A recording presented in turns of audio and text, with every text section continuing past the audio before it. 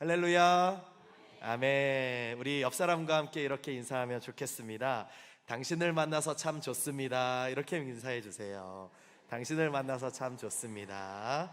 당신을 만나서 참 감사합니다. 이렇게도 인사해 주세요. 당신을 만나서 참 감사합니다. 네, 여러분 이 감사는 참 중요한 고백인 것 같습니다. 우리가 삶에서 감사가 없어지면 이 메말라져 가는 우리의 모습을 발견하게 됩니다.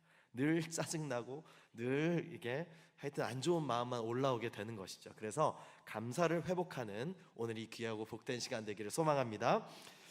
오늘 본문에 우리가 오늘 함께 볼 말씀의 제목은 한번 띄워주시면 마라탕입니다. 마라탕 좋아하십니까? 마라탕 별로 안 좋아하십니까? 네. 그런데 이제 여기 보시면은 이제 가로에다가 제가 이제 탕자를 써놨는데 여기에 있는 이 탕자는요, 이 마라탕에 쓰이는 탕자는 아닙니다. 이제 씻을 탕자, 아마 아시는 분들은 우리 성도님들 계시겠지만 씻을 탕자라고 이제 쓰여지더라고요. 그래서 이 씻는다라고 하니까 그러면 목욕탕에 쓰이는 탕자인가 보다 이렇게 이제 생각하실 수 있잖아요. 그런데 목욕탕에 쓰이는 그 탕자도 아닙니다. 제가 이걸 용례를 한번 찾아보고 살펴보니까 이게 잘 안 쓰이는 한자더라고요. 잘 안 쓰이는 한자인데 뭐 이럴 때 쓰입니다. 뭐 씻은 듯이 환하고 밝은 해가 왔다. 뭐 그래서 뭐 탕일이다. 이렇게 이제 쓰일 때 이 탕자가 쓰이고 또 적군을 씻은 듯이 모조리 무찔러 없애서 이제 평정한 어떤 상태를 말할 때 이제 탕평한 상태다, 탕평하다, 뭐 이게 그런 어떤 단어로 쓰인다고 합니다. 저도 사실 처음 들어보는 단어이긴 하거든요. 그래서 거의 쓸 것 같지는 않지만 이제 요즘에 세상이 어떻습니까? 문해력이 떨어지는 세상이라고 하지 않습니까? 그런 의미에서 이 용어를, 어떤 단어를, 의미를 정확하게 아는 것은 참 중요한 일이겠다라는 그런 생각이 듭니다. 어쨌든 이 탕자는요, 문제를 다 씻어버렸다라는 그런 용례로 쓰이고 있는 한자라는 것이죠. 자, 그러면 이제 우리가 이 마라탕을 마주할 때마다 어떤 생각을 우리가 이제 할 수 있겠습니까? 이 마라를 다 씻어버려야 되겠구나. 이 마라를 다 씻어버려야 되겠구나. 이렇게 묵상하시기를 축복합니다. 자, 그러면 이 마라가 무엇인지, 또 우리를 씻어내시길 원하시는 하나님께서 어떤 일을 행하시는지 우리가 함께 살펴보며 은혜를 나누기를 원합니다. 하나님은요, 이 아브라함과 이삭과 야곱을 택하시고 그들의 후손을 통해서 이스라엘 백성들이 번성하게 하셨습니다. 그러니까 야곱의 아들 이 요셉의 때에 온 가족이 애굽으로 이제 가게 되었고 그곳에서 약 430년 정도 지내면서 많은 이 이스라엘 민족들이 번성하게 됩니다. 그런데 어떤 일이 일어났죠? 요셉도 죽고 요셉을 또 알지 못하는 그 애굽 바로 왕도 죽었는데 그 요셉을 알지 못하는 애굽의 바로 왕이 새롭게 등극하면서 이스라엘 민족들을 억압하기 시작한 것이죠. 그래서 그들을 노예로 부리고 종으로, 또 뭐 국고성 비돔과 라암셋을 만들기 위해서 막 채찍을 휘두르고 그렇게 이제 막 종처럼, 노예처럼 부려먹기 시작했던 것입니다. 근데 이제 아무리 그렇게 해도 이 이스라엘 민족이 점점 더 번성하는 거예요. 그래서 바로가 위기를 느낍니다. 이들을 가만히 놔뒀다가는 우리 애굽을 다 장악해버릴 수도 있겠다. 그래서 그들을 더 심하게 핍박하고 제한해야겠다. 그래서 그들이 출산할 때, 이스라엘 민족들이 아이를 낳을 때 딸이면 살려두고 아들이면은 죽이는 그런 정책을 이제 시행하게 되었습니다. 백성들의 고통이 극에 달했고 하나님께 부르짖게 된 것이죠. 이런 어려움과 괴로움 가운데 하나님, 우리의 소리를 듣고 계시는 겁니까? 그렇게 기도하면서 탄식하였습니다. 그러니까 하나님께서는 그들의 소리를 들으셨고 한 사람을 예비하셨는데 그 사람이 누구이죠? 모세입니다. 맞습니다. 모세. 네, 모세를 예비하셔가지고 하나님께서 모세를 보내셔서 그 많은 이야기가 있지만 모세를 보내셔서 이스라엘 그 애굽을 10가지 재앙으로 치시고 그리고 결국 이스라엘 백성들을 출애굽하도록 이끌어내셨죠. 놀라운 하나님의 능력이었습니다. 그런데 바로가 가만히 생각해보니까 너무 분한 겁니다. 그래서 군대의 이 마병과 전차들을 다 소집해서 동원해서 저 도망가고 있는, 저 출애굽해서 나가고 있는 이스라엘 민족들을 다 잡아오라고 추격합니다.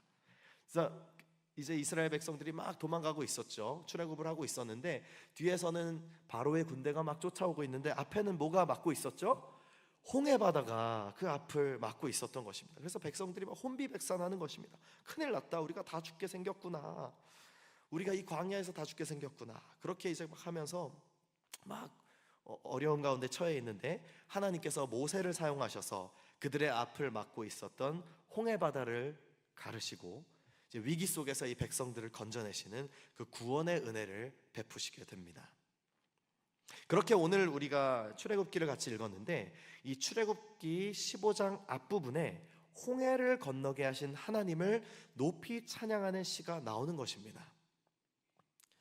그런데 홍해를 건넌 지 얼마나 되었다고 광야에서 물을 얻지 못하는 어떤 상황 가운데 처하게 되니까 이 찬양하던 하나님이 정말 바로의 군대와 마병들을 다 물리치셨습니다. 이렇게 찬양하던 모습은 온데간데 없이 사라지고 심히 원망과 불평을 하기 시작하는 것입니다. 지금 본문에 보니까 수르 광야에서 물웅덩이를 만났어요. 거기 만났는데 이 물을 마셔보려고 하는데 너무 써서 하나도 마실 수가 없었던 것이죠. 그래서 이 명칭을 뭐라고 얘기하죠? 마라라고 이제 지명을 하게 됐습니다. 이 마라라는 이 히브리어로 쓰인 마라라는 뜻은요, 쓴 것이다라는 뜻입니다. 그러니까 쓴 물이니까 마실 수 없는 물이었다라는 것이죠. 여러분 어떻습니까? 사람은요, 밥은 못 먹어도 3일 이상은 살 수 있다고 하지만 물이 없으면 단 3일도 살기 힘들다고 하죠. 지금 이들이 물을 얻지 못한 지 사흘이 되었다라고 말하고 있습니다. 그러니까 아마도 이 이스라엘 백성들이 동물 가죽으로 만든 어떤 가죽 부대에 물을 가득 채워서 왔겠죠. 먼 길을 가야 하니까. 그런데 3일 동안 물을 구하지 못하면 그 물통도 수통도 다 말라버리는 것입니다. 우리 남자 성도님들은 어떠십니까? 우리 지난 시절 군대에서 3년 동안 이렇게 군생활 하셨던 그런 시절이 또 있으셨죠. 네, 그때 훈련 받으시면서 힘든 훈련이 많이 있었는데 그 중에서도 행군이라는 훈련을 해보신 경험이 있으실 것입니다. 행군. 한 50km 정도 되는 이제 긴 길을 산 넘고 들판을 지나고 또 강을 건너고, 물론 강을 건널 때는 다리 위로 건넙니다. 물로 들어가진 않고요. 다리 위로 이제 건너고, 그렇게 이제 막 발에 물집도 생기고 참 힘들었습니다. 저도 이제 행군 훈련을 하면서 와, 이 무거운 군장을 메고 또 거의 이제 6.25 때부터 물려서 내려오는 것 같은 수통이 있었거든요. 그 안에 이렇게 냄새 맡아보면 곰팡이 냄새 나고 어떻게 되어 있을지도 모를 것 같은 수통 물려받아서 거기에 이제 물을 채워가지고 가는 거죠. 저는 이제 포카리 스웨트를 채워서 갔거든요. 거기다가 이제 걷다 보면 이것도 다 마십니다. 이제 목마르게 되고 그때부터는 막 정신력으로 걷는 거죠. 그러다 보면 이제 탈진하는 전우들도 있고 중간에 낙오하는 그런 전우들도 있었고, 그러니까 하루를 걸어도 물이 없으면요 그렇게 고통스러울 수가 없는 것입니다. 참 힘든 어떤 훈련의 기억으로 남아 있습니다. 그런데 이스라엘 백성들이 사흘 동안 물을 얻지 못한 걸 보면 얼마나 다급하고 힘겨웠을지 짐작이 되는 것입니다. 이스라엘 백성들의 이 출애굽의 여정은 이스라엘 백성들이 스스로 시작한 여정은 아니었습니다. 하나님의 인도하심으로 시작된 길이었다라는 것이죠. 하나님께서는 그들을 애굽에서 건져내시고 약속의 땅으로 이끄시겠다고 말씀하셨습니다. 하나님께서 말씀하시고 약속하셨다면 반드시 이루시는 분이시죠. 그래서 그 약속을 따라서 나아갈 때에 하나님께서 또 은혜를 베푸세요. 낮에는 구름 기둥으로 인도하시고 밤에는 불 기둥으로 인도하셨습니다. 여러분 놀라운 광경이지 않습니까? 불기둥 보신 적 있으세요? 뉴스 보니까 이렇게 막 회오리에 막 불 나가지고 불기둥처럼 나오는 것도 뉴스에서 본 기억이 있는데, 와, 그런 이미지였을 수 있겠다. 밤에 항상 어떤 그런 불기둥이 인도하고 구름기둥이 인도하는 것이죠. 그러니까 신기한 광경입니다. 이렇게 신기한 인도하심의 모습을 눈앞에서 보면서도 어떻게 불평을 할 수 있었느냐라는 것이죠. 여러분 단순히 불기둥과 구름기둥만이 아니었습니다. 이들이 어떻게 광야에서 살 수 있었죠? 날마다 매일 아침 들판에 먹을 것이 없으니까 만나가 내렸었잖아요. 만나가 내리는 은혜도 있었습니다. 처음에는 신기하고 감사했던 그런 만나였지만, 그런데 시간이 지나면서 그들은 이 만나를 어떻게 여기게 되었죠? 너무나도 당연한 것으로 여기기 시작했다라는 거예요.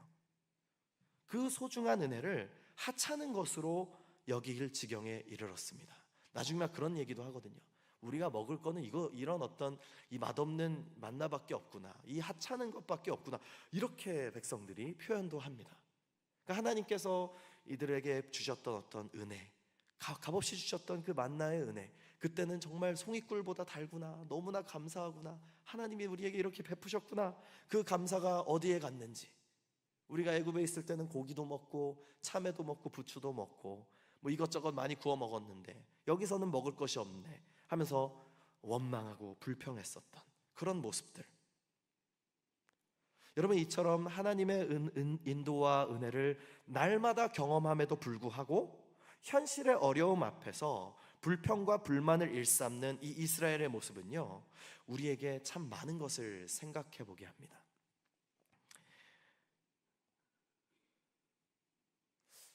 어떤 현실의 어려움에 불평과 원망이 시작됐던 그런 모습들이었던 거죠. 그러니까 성경 본문에 계속해서 강조하며 나오는 표현들이 있는데, 이들이 원망을 할 때요, 이 이스라엘 백성들이 원망을 할 때 그들이 살던 애굽을 추억하며 그때의 생활과 지금을 자꾸 비교했다라는 것입니다.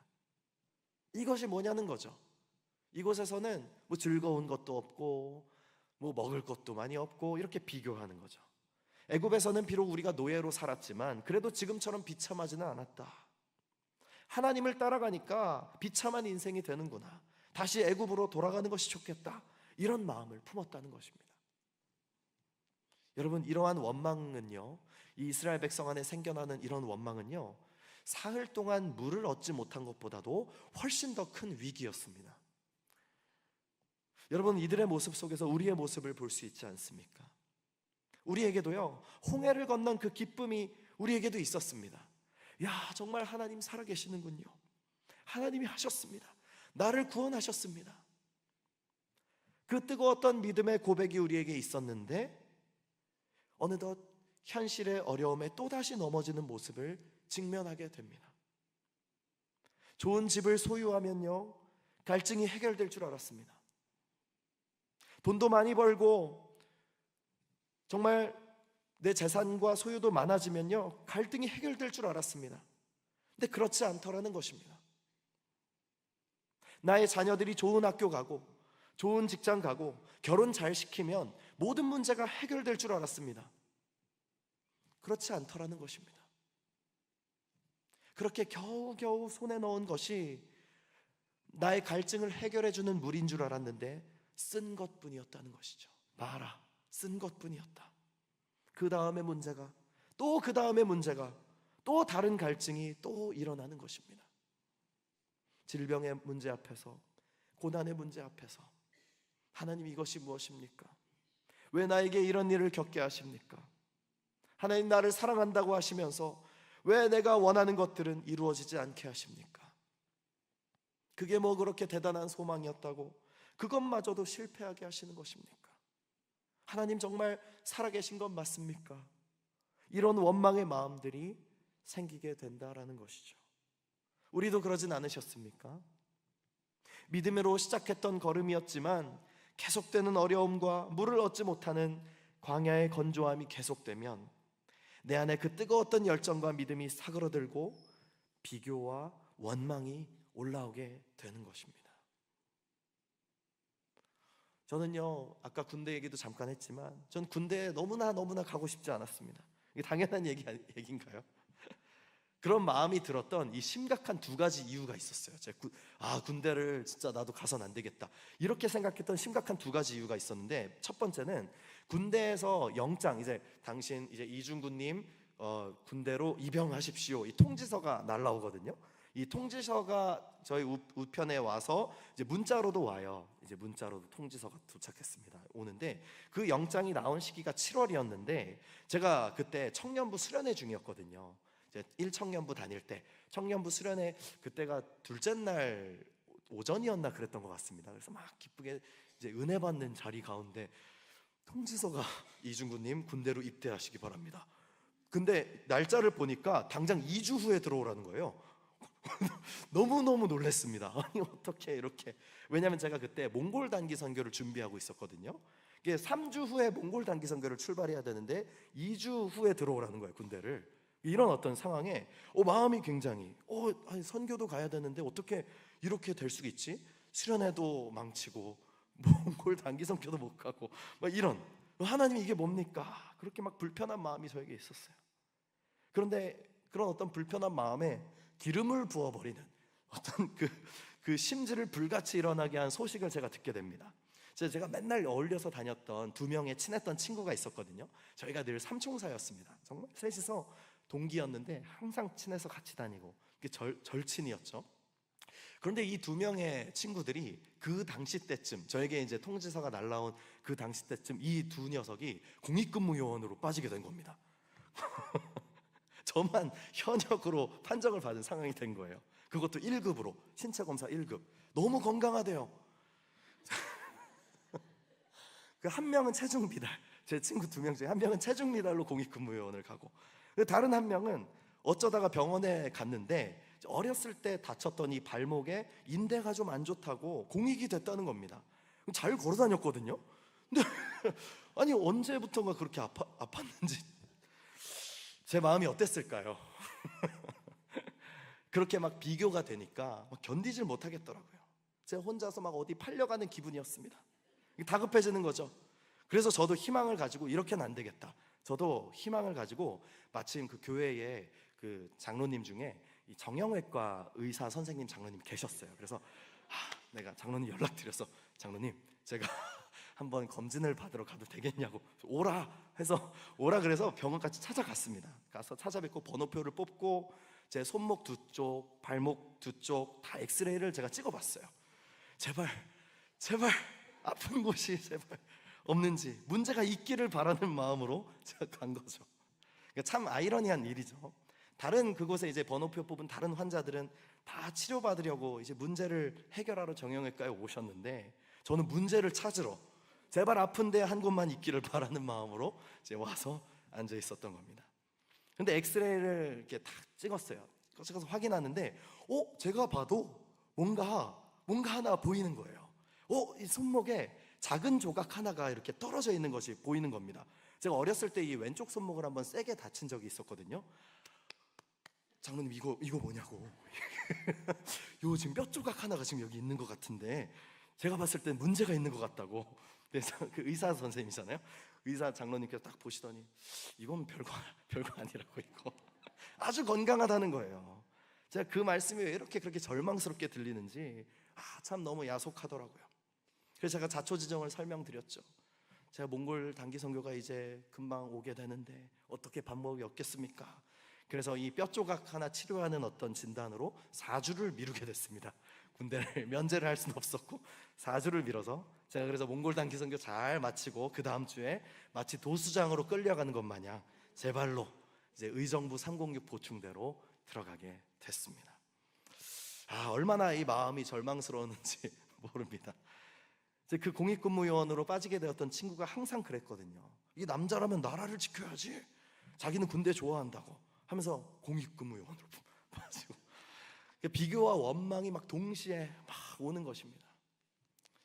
하나님 어떻게 이럴 수 있냐고, 왜 나만 가야 되느냐고, 이런 마음이 있었던 거죠. 그러니까 패배자가 된 것 같은 그런 어떤 괴상한 마음이 계속 올라오게 되었다라는 것입니다. 여러분, 이 비교와 원망은요 엄청난 파괴력과 영향을 줍니다.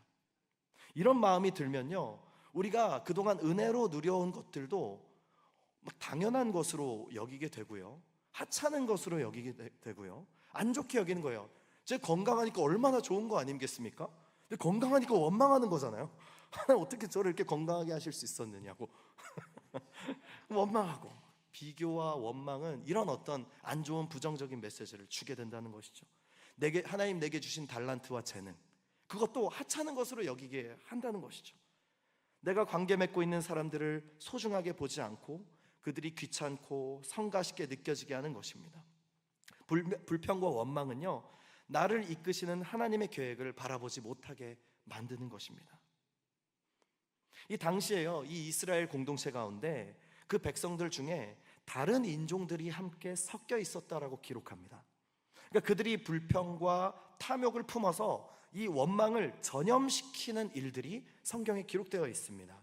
한번 민수기 11장 4절 말씀을 같이 한번 읽어보겠습니다. 시작.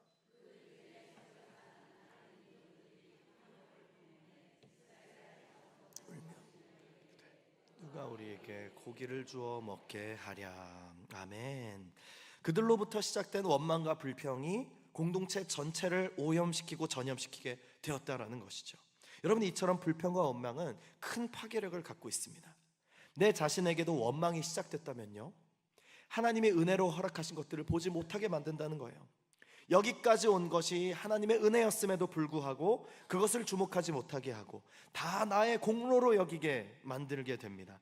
현재 내가 얻은 지위, 내가 받고 있는 그 대우에 대해서 손가락으로 그것을 세며 계산하기에 이르는 것입니다.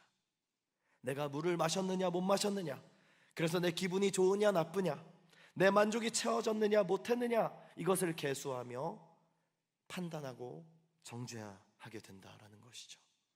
하나님은 우리를 그렇게 대하지 않으셨는데 우리는 나의 이웃을, 나 자신을, 심지어 하나님마저도 그렇게 판단하고 대하는 그런 우리의 그 악한 본성이 올라오게 된다라는 것이죠. 여러분, 이처럼 도저히 마실 수 없는 이 마라의 쓴 물을 마주했을 때, 그 원망이 막 시작됐을 때 리더였던 모세는 하나님께 부르짖습니다. 기도하며 엎드린 거죠. 하나님, 이 어려움을 어떻게 이겨낼 수 있습니까? 원망과 불평이 가득한 이 백성들을 어떻게 인도할 수 있습니까? 내 힘으로는 불가능합니다. 하나님이 하실 수 있습니다. 이렇게 모세가 하나님께 기도하는 모습이 성경에 많이 나옵니다. 성경의 다른 본문들도 보면 이 원망하는 백성들이 돌로 모세를 쳐서 죽이려고 하기도 합니다. 여러분, 이처럼 원망은요, 파괴적인 거예요. 나도 해치고 남도 해치는 것입니다. 그래서 우리에게 그런 원망의 마음이 올라올 때, 그런 원망의 유혹이 몰려올 때, 그때가 가장 위급한 때라는 것입니다. 그때 즉시로 급히 기도의 자리로 나아가야 할 줄 믿습니다. 그래서 모세가 기도했을 때요, 하나님은 이 어려움을 해결해내시는 능력을 보여주십니다. 한 나뭇가지를 물에 던지는데 그것이 쓴 물이 달게 되어서 마실 수 있는 물이 되었던 것입니다. 여러분, 이것이 무엇을 보여주는 것입니까? 하나님은 창조주 하나님으로서 불가능이 없으신 전능하신 분이신 줄 믿습니다. 우리가 허덕이는 그 문제의 근원도 바꾸어내실 수 있는 분이 바로 우리 하나님이시라는 것을 보여주시는 말씀인 것이죠. 그리고 중요한 것이 또 있습니다. 이스라엘 백성들이 이 메마른 수르 광야로 그들이 가면서 그들에게 하나님께서 반드시 가르치고자 하셨던 일이 있었다라는 것입니다. 우리가 한번 오늘 본문 15장 25, 26절 말씀을 우리가 함께 읽어보겠습니다. 시작. 이르시되 25절부터 읽어보겠습니다. 시작.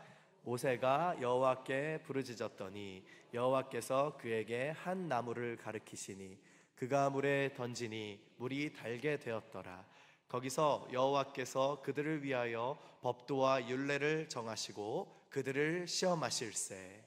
이르시되 너희가 너희 하나님 나 여호와의 말을 들어 순종하고 내가 보기에 의를 행하며 내 계명에 귀를 기울이며 내 모든 규례를 지키면 내가 애굽 사람에게 내린 모든 질병 중 하나도 너희에게 내리지 아니하리니 나는 너희를 치료하는 여호와임이라.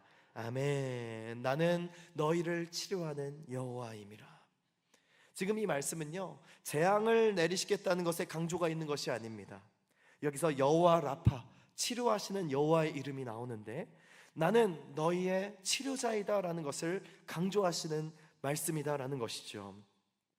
기독교 작가인 진 에드워드라는 사람이 쓴 책에서 그 사람이 말하길, 이 다윗과 사울, 요나단의 이야기를 설명하면서 만약 다윗이 그 광야의 시간, 사울에게 쫓겨다녔던 그 목숨을 위협받고 사울을 피해서 이리저리 도망다니던 그 광야의 시간이 다윗에게 없었다면 그도 왕이 된 후에 사울과 똑같은 폭군이 되었을 것이라고 말합니다. 압살롬의 그 반역 앞에서 사울처럼 똑같이 창을 던지며 압살롬을 죽이기 위해서 끝까지 쫓아다녔을 것이라는 것입니다. 그러나 다윗에게 허락되었던 그 광야의 시간은 비록 고되고 어렵고 힘든 시간이었지만 하나님께서 다윗을 다루어 가시며 그에게 있는 그 사울과 같은 그 마음을 지워내시는, 그런 훈련시키시는 하나님의 시간표였다라는 것입니다. 오늘 본문의 25절 하반절을 보니까요, 법도와 율례를 정하시며 시험하셨다라고 하십니다. 여러분, 이 이스라엘 백성들이 광야에서 물을 찾지 못했던 그 시험의 목적은 그들의 성숙과 성장에 있었던 것입니다. 사막에서도 광야에서도 어떤 상황과 환경에서도 오직 주님만 신뢰하며 말씀을 청종하는 것이, 그것이 옳다라는 것을 가르치시는 시험이었다라는 것입니다. 애굽에서의 그 때를 벗기시켰다는 것이죠.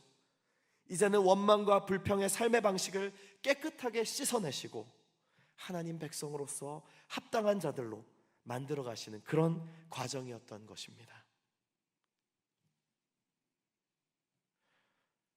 여러분, 불만과 원망은요, 우리가 처한 문제를 해결할 능력이 없습니다.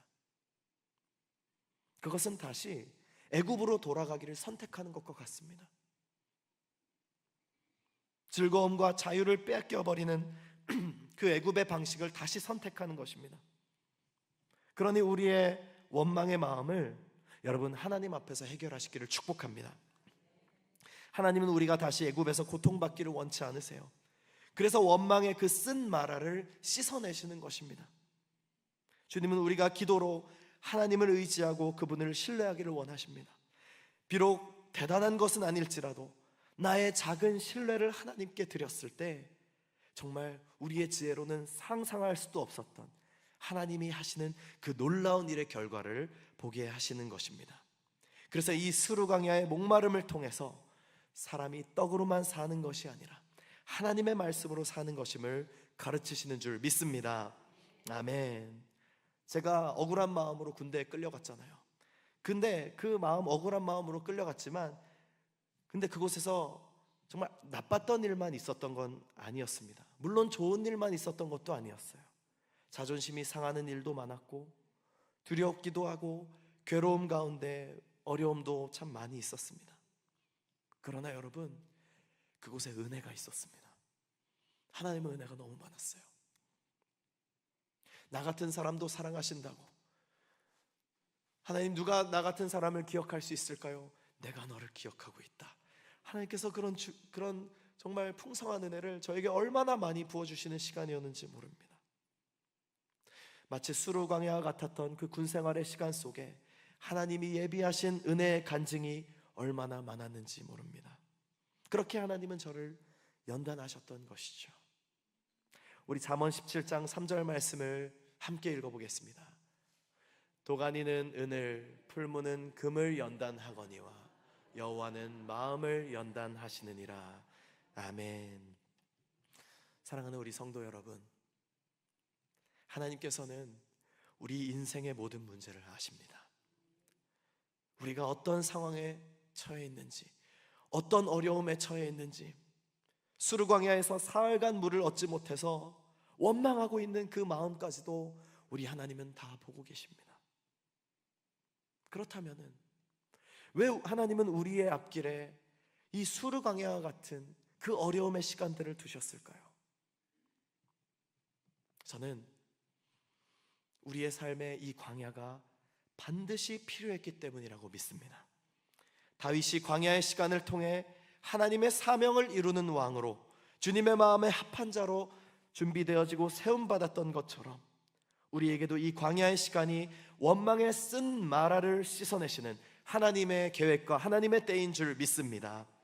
혹시 광야의 시간을 걷고 계시는 우리 성도님들이 계시다면 정말 바라기는 그곳에서도 함께 하시는 하나님을 발견하시길 축복합니다.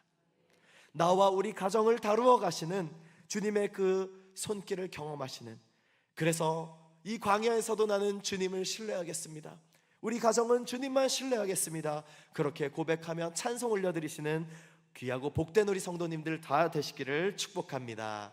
아멘.